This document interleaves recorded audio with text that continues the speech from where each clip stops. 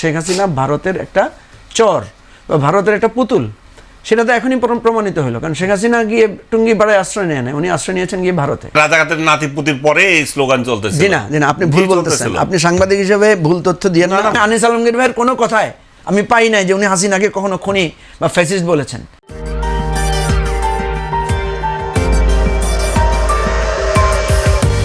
তেরোশো 1400 হত্যাকাণ্ড এবং 15 বছরে আওয়ামী লীগের নানা রকমের গুম খুনের কাহিনী আছে। এই টোটাল একটা জুডিশিয়াল প্রসেস তাকে ফেস করতে হবে।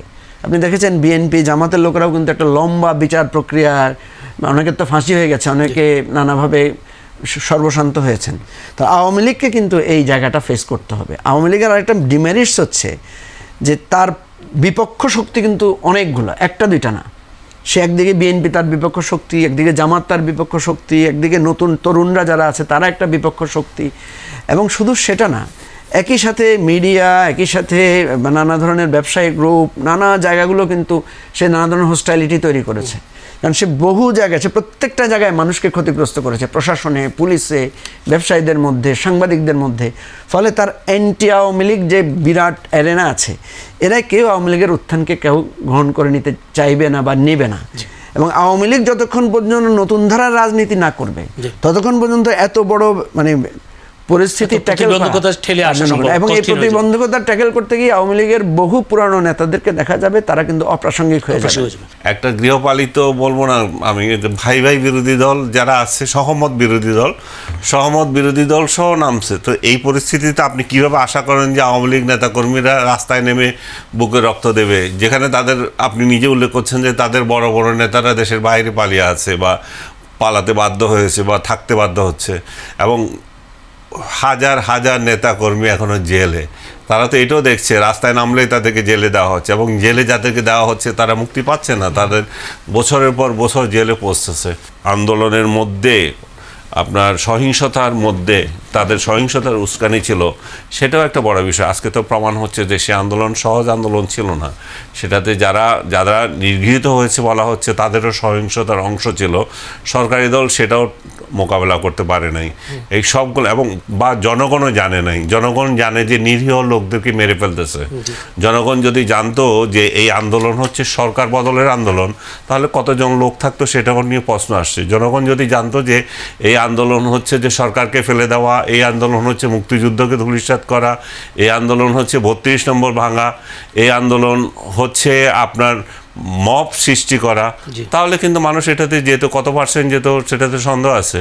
কিন্তু আপনি যে এই এক দফার আন্দোলন করছেন সেটা আগে জনগণকে জানান নাই, সর্বশেষে এসে আপনি ডিক্লেয়ার করলেন এক দফা। তাহলে এখানে চালাকিটা ছিল যারা আন্দোলন করছিল, তারা যারা জড়িত ছিল তাদের অভ্যন্তরীণ এবং বিদেশি শক্তিও যদি এখানে ভর করে থাকে তাদের উপর, খুব ভালোভাবে ওয়েল প্ল্যান্ড আকারে করেছিল। শেখ হাসিনা ভারতের একটা চর বা ভারতের একটা পুতুল, সেটা তো এখনই প্রমাণিত হলো। কারণ শেখ হাসিনা গিয়ে টুঙ্গি পাড়ায় আশ্রয় নেয় না, উনি আশ্রয় নিয়েছেন গিয়ে ভারতে। উনি জেলখানায় আশ্রয় নিতে পারতেন। উনি যদি বাংলাদেশের প্রতি ভালোবাসা থাকতো, উনি বলতো যে আমি মরি কাটি বাংলাদেশের জেলখানায় থাকবো দরকার হয়, তাই না? ধরেন এরশাদের কথায় ধরেন, এরশাদকে আমরা এত স্বৈরাচারী হিসেবে করেছি, এরশাদ তো পালায় যায় নাই, এরশাদ তো জেলখানার ভিতরে ঢুকেছে। তো আমার কথা হচ্ছে যে আপনি একটা, যেমন আনিস আলমগীর বলেছেন যে পুলিশ আর্মির সাথে থাকলে আওয়ামী লীগ বাঘ, আওয়ামী লীগ বলতেছে পুলিশ আর্মি ছিল তখন, আওয়ামী লীগ না শুধু সরকারি দল না। ধরেন আগে তো বিরোধী দল রাস্তায় নেমেছে, কারণ বিএনপির মিটিং, জামাতের মিটিংয়ে নিষেধাজ্ঞা দিচ্ছে, রাস্তায় বাস বন্ধ করে দিচ্ছে, পুলিশের রাস্তায় নামায় চেক করছে, তারপরেও বিএনপি আওয়ামী লীগ ঢাকায় আসছে না, মিছিল সমাবেশ করছে না। এখন কথা হচ্ছে যে আমি বারবারও বলার চেষ্টা করছি, আপনি এটার সাথে এটা তুলনা করতে পারেন না। বিএনপি আওয়ামী লীগ আসছে, বিএনপি যখন এসেছিল তখন তারা নিষিদ্ধ না, আপনি এখন তো নিষিদ্ধ, এখন দাঁড়ালে আপনি গ্রেপ্তার করছেন, জেলে দিয়ে দিচ্ছেন। ঠিক আছে, আমি আপনাকে বলি নিষিদ্ধ হওয়া এক জিনিস, আর দ্বিতীয় হচ্ছে তাহলে নিষিদ্ধ হলে আপনি আসবেন কেন? তাহলে আপনি আইন মানেন। আপনি যদি বলেন যে নিষিদ্ধ হওয়ার কারণে আমি আসতে পারছি না, তখনও তো নিষিদ্ধতা দিয়েছিল, ঢাকায় নিষেধাজ্ঞা দিয়েছে না, সমাবেশ নিষেধ, বিএনপি অফিস তালা লাগিয়ে দিয়েছে না, জামাতের অফিস তালা লাগা ছিল না। এখন কথা হচ্ছে এগুলো কুতর্ক করে লাভ নাই। বাস্তব অবস্থা হচ্ছে নৈতিকভাবে আওয়ামী লীগের যে পরাজয়টা ঘটেছে, নৈতিকভাবে আওয়ামী লীগ যে গণহত্যার দায় আওয়ামী লীগের উপরে আবর্তিত হয়েছে, এটা কোনো আর্টিফিশিয়াল কিছু না, এটা ফুললি একেবারেই মানুষের রক্তচক্ষুর সামনে, সারা পৃথিবীর মানুষের সামনেই এটা ঘটেছে। এখন দেখেন যে কথাটা আনিস আলমগীর ভাই বললেন যে এটা এক দফার আন্দোলনে কেন আসলো, আপনি পৃথিবীতে যত গণ অভ্যুত্থান দেখবেন যে এটার একটা ক্রমধারা। গণ অভ্যুত্থান মানে কি? জনগণ কখন এসে এক জায়গায় হয়ে যায়। জনগণ কেন এসে গণভবন রেড করলো? গণভবন রেড করলে তো আপনি একটা নেতাকর্মী দেখাতে পারবেন কোনো রাজনৈতিক দলের? আপনি দেখবেন ঢাকা শহরের সাধারণ লোকেরা নেমে আসছে। কেন নেমে আসছে? তারা তো তখন বলতে পারতো না আমরা তো এটার জন্য করি না। কারণ নেমে আসছে, কারণ বঙ্গবন্ধুর ভাষণ বাজাচ্ছেন, বঙ্গবন্ধুর বাণী দিচ্ছেন। তখন তো বলেন নাই যে ক্ষমতায় এসে বঙ্গবন্ধুর বাড়ি ভাঙবেন, বঙ্গবন্ধুকে উচ্ছেদ করবেন। আচ্ছা, বঙ্গবন্ধুর বাজনা বাজিয়ে আপনি তখন আন্দোলন করছেন। আপনি কোথায় ছিলেন আমি ঠিক জানি না ওই সময়। যাই হোক, আমি যেটা বলি, উনি উনি উনি হয়তো মানে বাস্তবতায় ছিলেন কিনা জানি না, কারণ উনি দেখেন নাই বঙ্গবন্ধুর মূর্তি জনগণ ভেঙেছে। আরে সেটা তো পরে, বঙ্গবন্ধুর পরে না ভাই, আপনি বলছেন যে আন্দোলনের সময় বলতেছি, আন্দোলনে আপনি বঙ্গবন্ধুর বাণী দিচ্ছেন, আরে ভাই আপনি ঐক্য সাম্যের কথা বলতেছেন, বঙ্গবন্ধুর উদ্ধৃতি দিচ্ছেন। আর এই লোকগুলো কি জানে আপনি যে এই বঙ্গবন্ধুরে কিল করতে আসছেন দ্বিতীয়বার? লোকেরাই তো করেছে ভাই। আপনি লোকেরা করেছে কি করে নাই? আপনি তো আপনি যে জনগণকে রাস্তায় নামতে বলছেন সেই জনগণ জানে না, সেই জনগণ জানে না ভাই। জনগণ যারা করেছে সেটা আপনারাই। আচ্ছা ঠিক আছে, জনগণকে সারা জীবন এগুলাই দোষারোপ করে তারা।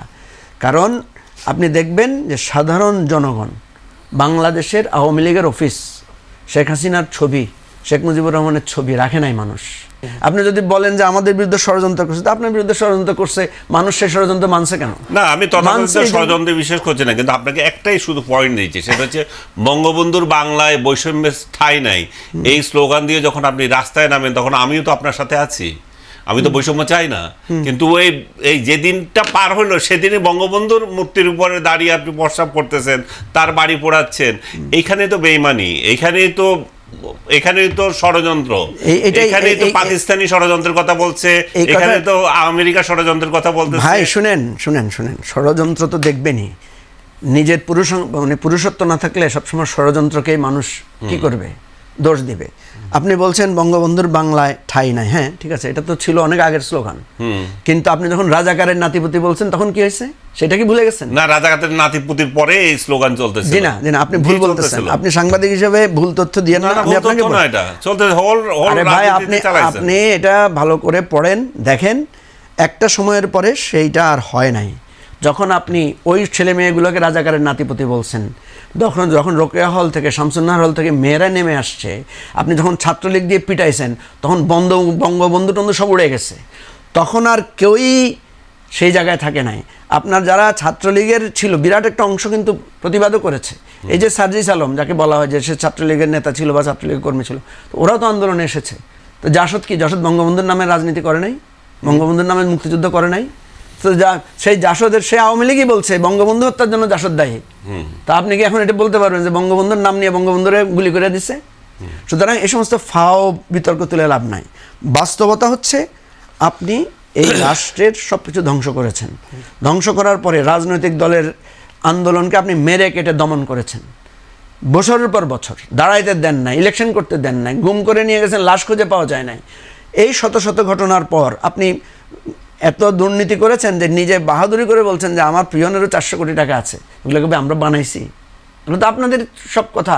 আপনার বেনজিরের দুর্নীতির মানে কাহিনী ফাঁস হয়েছে কখন? আওয়ামী লীগ ক্ষমতা থাকাকালে। ছাগলকাণ্ড কখন হয়েছে? আওয়ামী লীগের আমলে। এখানে আন্দোলনের মধ্যে সশস্ত্র গ্রুপ ঢুকেছে, এখানে আন্দোলনের বৈষম্যের বাংলার কথা বলে এখানে নিজেরাই বৈষম্য সৃষ্টি করছে। আপনি পারেন না। এখানে যে ছাত্রলীগের কথা যে আপনি বলতেছেন, ওরা নিজেরা ছাত্রলীগ স্বীকার করে না, ওরা লুঙ্গির তলে থাকা লোক স্বীকার করছে। আমি আপনাকে বলছি তো এগুলো সব গায়ের জোরের কথা। প্রথম কথা হচ্ছে, আমি আপনাকে বলি, আপনাদের এই সমস্ত গায়ের জোরের কথা খাটবে না, চলবে না। আপনার যদি এভিডেন্স থাকে, ঠিক আছে, আচ্ছা আমি ধরে নিলাম, ধরেন আপনার কথার আলোকে যেখানে চোরাগোপ্তা আসছে, এখানে নানা রকমের এলিমেন্টস ঢুকছে, সো হোয়াট, ঢুকবে না? আপনি সবাইকে হোস্টাইল করতেছেন, ঢুকবে না? সে ফর এক্সাম্পল ধরেন বিএনপির লোকেরা, জামাতের লোকেরা সর্বাত্মক শক্তি দিয়ে জুলাই আন্দোলনকে সাহায্য করেছে, কিন্তু যখন তারা পাবলিকলি এসেছে তখন বলেছে যে না, আমরা এগুলোর সাথে নাই। ঠিক আছে, কেন করেছে? কারণ আপনি তো বিএনপির দলে দলে লোককে গ্রেফতার করেছেন। আপনি দেখেন, আপনি একদিকে বলছেন যে এখানে রাজনৈতিক দলের সম্পৃক্ততা আছে, আরেকদিকে বলছেন যে রাজনৈতিক দলের নেতারা ছাত্রদেরকে ব্যবহার করেছে, আবার একদিকে তাদেরকে বিনা কারণে গ্রেফতার করছেন, আবার তাদেরকে বলছেন যে তো রাজনৈতিক দলের নেতারা, রাজনৈতিক কর্মীরা তাদের রাজনৈতিক কর্মকাণ্ড করবে না। আপনি জামাতকে নিষিদ্ধ করে দিয়েছেন, তো জামাত আপনাকে মানে হোস্টাইল করার জন্য, আপনাকে নিষিদ্ধ করার জন্য সে কাজ করবে না। আপনি আওয়ামী বিএনপির নেতাদের মানে লক্ষ লক্ষ মামলা দিয়ে রাখছেন, খালেদা জিয়াকে জেলে ঢুকে রাখছেন, তারেক রহমানকে দেশ থেকে বের করে দিচ্ছেন, আর সে আপনার বিরুদ্ধে ষড়যন্ত্র করবে না? একটা তো দ্বিমত না, নাই। ঠিক আছে, আপনি আমি আপনাকে বলি, সেজন্য আমি আপনাকে বলি একটু, যখন রাজনৈতিকভাবে একটা শক্তিকে মোকাবেলা করতে হবে, আপনি বলতেছেন যে আমরা চোরাগুপ্তা করব, আমরা রাজনীতি করব, আমরা সব কিছু করবো, আমরা এটাতে আসবো। জনগণকে যখন মিক্স করছেন সেই জায়গায় আপনার সাথে আমার দ্বিমত। আপনি রাজনৈতিক দল হিসেবে আপনি তাকে ট্রাফল করার জন্য যা ইচ্ছা করেন গিয়ে আপনি ভাই, রাজনৈতিক দলের মূল কাজই তো হচ্ছে জনগণকে অসম্পৃক্ত করা। হ্যাঁ, আপনি অদ্ভুত কথা বলছেন। জনগণকে আপনি মিথ্যা প্রতিশ্রুতি ভাই, জনগণকে এত বোকা নাকি? জনগণকে মানে কাঁচা মাছ খায় নাকি? এবং সরকারি দলে যেটা দোষ হিসেবে আমরা যেটা দেখেছি এখনো পর্যন্ত, সেটা হচ্ছে রাজনৈতিকভাবে মোকাবেলা না করে তারা শক্তি প্রয়োগ করেছে। এখানে শক্তি প্রয়োগ, জনগণকে এত আন্ডারএস্টিমেট করেন না। ছাত্রদের মৃত্যু হয়েছে, সাধারণ জনগণেরও মৃত্যু হয়েছে, সেটাই হচ্ছে বিষয়। আওয়ামী লীগের পরাজয়, 24-এর পরাজয়ের মূল তো ওই জায়গায়। কিন্তু এমন না, কিন্তু এটাও স্বীকার করতে হবে 24-এর যে আন্দোলন, সেখানে আপনি মিথ্যা প্রতিশ্রুতি দিয়েছিলেন, আপনারা মিথ্যা স্বপ্ন দেখিয়েছিলেন। ওই মিথ্যা স্বপ্ন দেখানোর পর আপনারা ইউনুসকে এনেছেন এই যে স্বাধীনতা বিরোধীদের প্রেতাত্মা হিসাবে, পাকিস্তানি প্রেতাত্মা হিসাবে। তারপর কি করলো? দেশটাকে শেষ করে দিয়ে চলে গেল। কষ্ট থাকলে, মনে হতাশা থাকলে অনেক কথাই বলা যায়। আপনি বলেন, এটা তো সমস্যা নাই। কথা হচ্ছে, শুনেন, আপনি তো হতাশ করে দিয়েছেন, আমি তো 24 সমর্থন করেছিলাম, আপনি নিজে তো হতাশ করছেন। আপনারা হতাশা থেকে অনেক ব্লেম করবেন, অনেক কথা বলবেন। কথা হচ্ছে আপনি পুরো জনগণকে হতাশ করেছেন। বায়বীয় কথা বললে লাভ নাই। যে কোনো একটা গণ অভ্যুত্থান যেহেতু জনগণের নেতৃত্বে হয়েছে, এখানে কারো কোনো স্পষ্ট প্রমিস ছিল না। আমি যদি জিজ্ঞেস করি এখন আপনাকে যে গণ অভ্যুত্থানের মূল লক্ষ্য কী ছিল, কেউ কি কোনো একটা লক্ষ্যমাত্রা ঠিক করেছে? করে নাই। গণ অভ্যুত্থানের সূচনাটা আমরা যদি ধরি, জুলাইটা শুরু হয়েছে কি নিয়ে? বৈষম্য নিয়ে। শুরু হয়েছে কি নিয়ে? কোটা নিয়ে। এটা ক্রমান্বয়ে যেতে যেতে আপনি বিশ্ববিদ্যালয় বন্ধ করেছেন, আপনি মানে মানুষ হত্যা করেছেন, তখন এটা গণহত্যার দাবিটা আসছে, আপনার খুনের বিচারের দাবি আসছে, মন্ত্রীদের পদত্যাগের দাবি আসছে, শেষ পর্যন্ত কি এটা প্রধানমন্ত্রীর পদত্যাগের দাবি আসছে। এটাকে আপনাকে খেয়াল রাখতে হবে। গণ অভ্যুত্থান এই ধরনের স্পন্টেনিয়াসলি তার বৈধতা, তার জায়গাটা সে তৈরি করে। এখন কথা হচ্ছে, গণ অভ্যুত্থানের আমাদের বড় প্রাপ্তি যেটা, সেটা হচ্ছে শেখ হাসিনার পতন, আওয়ামী লীগের পলায়ন, এবং আরও একটা বড় আমাদের প্রাপ্তি হচ্ছে তার ইন্ডিয়াতে তার পুনর্বাসন, মানে তার ইন্ডিয়াতে গিয়ে আশ্রয় নেওয়া। কারণ আপনার শত্রু যখন গিয়ে আপনার শত্রু জায়গায় আশ্রয় নেয়, যে আপনার বিরুদ্ধে অনবরত আপনার শত্রুতা করছে, সেটাও আপনার এক ধরনের বিজয়। এখন যেটা উনি বুঝাতে চাচ্ছেন যে আমরা সফল হইতে পারছি কিনা, কারণ গণ অভ্যুত্থানের সফলতার অনেক ওয়েভ আছে। যেমন সাফল্য কি, কারণ বিএনপির হাজার হাজার নেতাকর্মী জেলে ছিল, তারা বেরিয়ে আসতে পারছে। আমরা যারা জেলে ছিলাম, আমরা বেরিয়ে আসতে পারছি। আমাদের বিরুদ্ধে যত মিথ্যা মামলা ছিল, মিথ্যা মামলাগুলো প্রত্যাহার হয়েছে। যত বিভিন্ন জায়গা দখল হয়েছে, সে দখলগুলো মুক্ত হয়েছে। এখন সুশাসন হবে কিনা, গণতান্ত্রিকভাবে দেশ চলবে কিনা, নাকি দেশ আবার মানে ফ্যাসিবাদের দিকে যাবে, নাকি আমাদের মধ্যে গণ্ডগোল শুরু হবে, এগুলো নির্ভর করবে আগামী দিনের রাজনৈতিক জায়গার উপরে। দুটো আলাদা জিনিস। আপনি দেখবেন আমাদের মধ্যে এক শ্রেণীর বুদ্ধিজীবী আছে, সাংবাদিক আছে, যারা ইউনুসকে বিশ্ব বাটপাট ডাকে। কখন ডাকে? ইউনুস ক্ষমতায়। আপনি ইউনুসকে বিশ্ব বাটপাট ডাকছেন, বা ইউনুস চলে গেছে এখনও ডাকছেন। ওয়েল, এটা আপনার গণতান্ত্রিক ক্ষমতা, শক্তি, আপনি বলতে পারেন। না, ক্ষমতা ডাকে। কিন্তু হাসিনাকে আপনি এখনো বলেছেন খুনি, এখনো বলেছেন ফ্যাসিস্ট, বলেন নাই কিন্তু আমি নাম ধরে বলতে পারবো। ইভেন আনিস আলমগীর ভাইয়ের কোনো কথায় আমি পাই নাই যে উনি হাসিনাকে কখনো খুনি বা ফ্যাসিস্ট বলেছেন। ঠিক আছে, ক্ষমতায় থাকতেও বলেন নাই, হাসিনা পালিয়ে যাওয়ার পরও বলেন নাই। এই যে সূক্ষ্ম পার্থক্যগুলো আমি যেটা বলছি, এই যে আপনি এখন ইউনুসকে সেটাই আমি বলছি, আমার সাথে বাটপারি করেছে, সেটাই আমি বলছি। আমাকে বলছে হাসিনা আপনার সাথে কিছু করে নাই। না, হাসিনা আমারে করে নাই, এই তো হাসিনা আপনাকে করে নাই, সেটা আমি বুঝাতে চাচ্ছি। হাসিনা জাতির সাথে করেছে, জাতি বলবে, কিন্তু আমার সাথে পার্সোনালি যদি হয়ে থাকে বাটপারি, আমাকে বলবে যে আপনি কথা বলেন আর আমাকে জেলে দেবে, তো আমি বাটপারকে বাটপার বলবো না। সেজন্যই তো বললাম, আপনি তাকে বাটপার বললেছেন, আমার সাথে ধন্যবাদ। ইয়ে করেন, আমার সাথে খালেদা জিয়া করেন, আপনি শুধু হাসিনা। আমি আপনাকে বলছি, আমার সাথে অনেকে করে নাই। আমি আপনাকে বলছি, আপনি ইউনুসকে বিশ্ব বাটপার ডাকছেন, এজন্য ধন্যবাদ জানাচ্ছি আপনাকে। আপনি গণতান্ত্রিক শক্তিটা অ্যাপ্লাই করেছেন, কিন্তু এটা আপনার জ্বালা হচ্ছে। না, আমার কোনো জ্বালার কিছু না। আমার কোনো জ্বালা না। আপনাদের জামাতের এবং এনসিপির কেন এত জ্বালা ইউনুসকে সমালোচনা করলে? আমি তো আপনাকে ধন্যবাদ দিচ্ছি। না, আপনি ইউনুসকে বিশ্ব বাটপার ডেকেছেন, এইজন্য আপনাকে ধন্যবাদ দিচ্ছি। হয়েছে তো? না, আপনাকে আপনি ধন্যবাদ টিপচারি করে ধন্যবাদ না না না দিচ্ছেন। না আপনাকে ধন্যবাদ আপনি দিচ্ছি এই জন্য normal দেন।